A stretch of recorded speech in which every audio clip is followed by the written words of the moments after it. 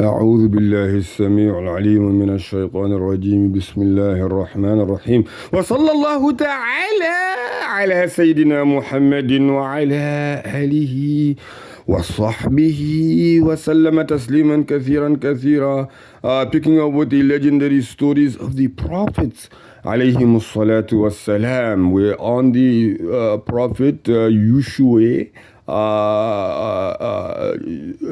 Isa. Jesus is the prophet that we are discussing after completing from Adam alayhi salatu wassalam, all prophets mentioned, referred to in the Quran. We went over those, and now we're on Jesus. And we also want to know that between Jesus and Muhammad sallallahu alayhi wasallam, there were no revelation or prophets, messengers sent. Okay, so right after we complete Jesus, inshallah, we want to give the audience, we want to give them time. We want to give time to digest that in which they have heard from the version of Ibn Kathir's compilations, which he got from the Quran and Ahadith. Also, I want to make a secondary note. This is from page number 344. This is your humble orator, Muhammad Israel. Please do check out the videos on the Muhammadu Gambia channel for the legendary military ideologies of Rasulullah sallallahu alaihi wasallam. His entire military city career is there. And we will also like to note, before we forget, the other point. Okay, I guess we will leave it there. This is your humble orator, Muhammad Israel. And we will get started where it says at the top of the page, Jesus observed that the visitors were much fewer than the priest, yet the temple was full of sheep and doves, which were sold to the people to be offered as sacrifices. Every step in the temple cost the visitors money. They worshipped nothing but money. In the temple, the Pharisees and the Sadducees acted as if it were a marketplace, and these two groups always disagreed, and on everything Jesus followed the scene with his eyes and observed the poor people who could not afford the price of the sheep or the doves. They were weeping away like flies by the Pharisees, they were swept away like flies by the Pharisees and the Sadducees because they didn't have any money. Jesus alayhi salatu wassalam was astonished. Why did the priest burn a lot of offerings inside the temple while thousands of poor people were hungry outside it? On this blessed night, the two noble prophets, John the Baptist alayhi salatu wassalam, and Zachariah, died, killed by the ruling authority. On the same night, the revelation descended upon Jesus, the son of Mary, alayhi salam. Allah Jalla Jalaluhu commanded him to begin his call to the children of Israel. To Jesus, the life of ease was closed, and the page of worship and struggle was open. Like an opposing force, the message of Jesus came to denounce the practices of the Pharisees and the Sadducees and to reinforce the law of Moses. In the face of materialistic age of luxury and worship of gold, Jesus called his people to a noble life by word and deed. This exemplary life was the only way out of the wretchedness and the diseases of his age. Jesus alayhi salatu wassalam's call from the beginning was marked by its complete uprightness and piety. It appealed to the soul, the inner being, and not to a closed system of rules laid down by society. Jesus alayhi salatu wassalam continued inviting the people to Allah Jalla Jalaluhu. His call was based on principle that there is no mediation between the Creator and his creatures. However, Jesus was in conflict with the Jews, a superficial interpretation of the Torah He said that he did not come to abrogate the Torah, but to complete it by going to the spirit of its substance to arrive at its essence. Let me repeat that to be sure.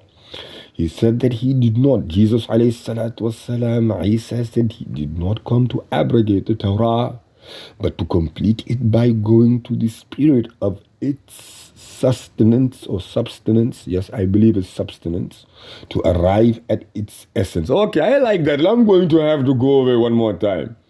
Jesus alayhi salatu wasalam said that he did not come to abrogate the Torah, but to complete it by going to the spirit of a substance to arrive at its essence. He made the Jews understand that the Ten Commandments have more value than they imagined.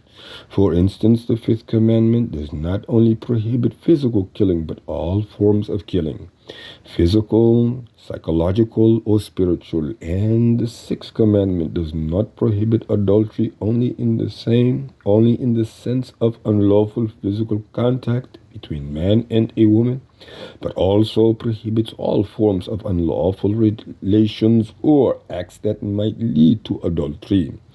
The eye commits adultery when it looks at anything with passion. Jesus, if it looks at something that belongs to the bearer, then I guess that's okay. But if it doesn't belong to you, you looking at something that, is just extremely extravagant and staring at it, you have this passion that it's supposed to be yours, and it's somebody else's, so we can see it. Jesus alayhi salatu wasalam was therefore in confrontation with the materialistic people. He told them to desist from hypocrisy.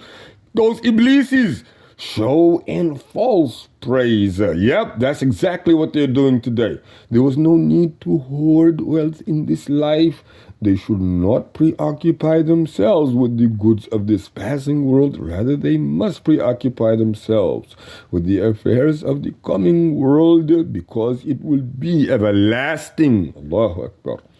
Jesus alayhi salatu wasalam told them that caring for this world is a sin.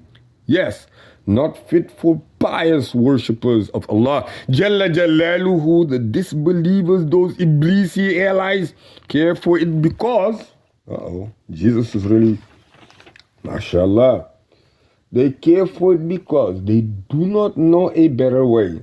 As for the believers, they know that their sustenance is with Allah Jalla Jalaluhu, so they trust in Him and scorn this world.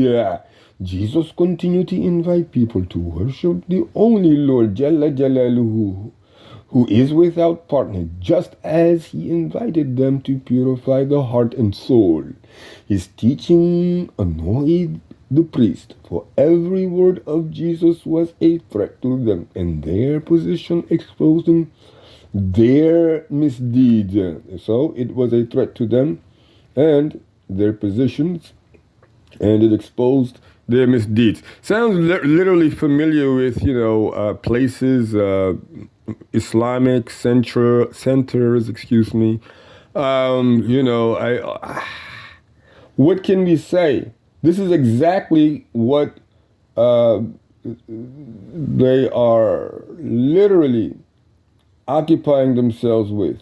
Literally, Muslims, people who call themselves Muslims, because they're following those who call themselves nothing. I don't know what I am. Those who actually say, okay, I think I'm a Christian. I might as well be a Christian. Right away, just like that. I might as well be a Christian. Why? Because I don't want to follow any structure. I want to do whatever I want to do, and then maybe I'll go to church in a year. That type of thing. So this is who majority of Muslims, when I say following, you're valuing what they value. You're speaking the way that you're striving really hard to speak as they're speaking. You're striving so hard to look as they're looking. You're striving so hard to come across as they come across. In other words, how nice, how good of a character you have is based off really, and your lifestyle is literally based off of what you see on television, what you've made to understand as an acceptable means of living. You're so entitled. The priests started the plot against Jesus. They wanted to embarrass him and to prove that he had come to destroy the Mosaic law. The Mosaic law provides that an adulteress be stoned to death. They brought him a Jewish adulteress and asked Jesus, does not the law stipulate the stoning of the adulteress? Jesus answered, yes. They said this woman is an adulteress. Jesus looked at the woman and then at the priest. He knew that they were more sinful than she. They agreed that she should be killed according to the Mosaic law, and they understood that if he was going to apply the Mosaic law, he would be destroying his own rules of forgiveness and mercy. Jesus understood their plan. He smiled and asserted. Inshallah, we will stop it here and pick it up from page number 346. سبحانك اللهم وبحمدك وتبارك اسم ربك ولا إله غيرك ولا حول ولا قوة إلا بالله العلي العظيم.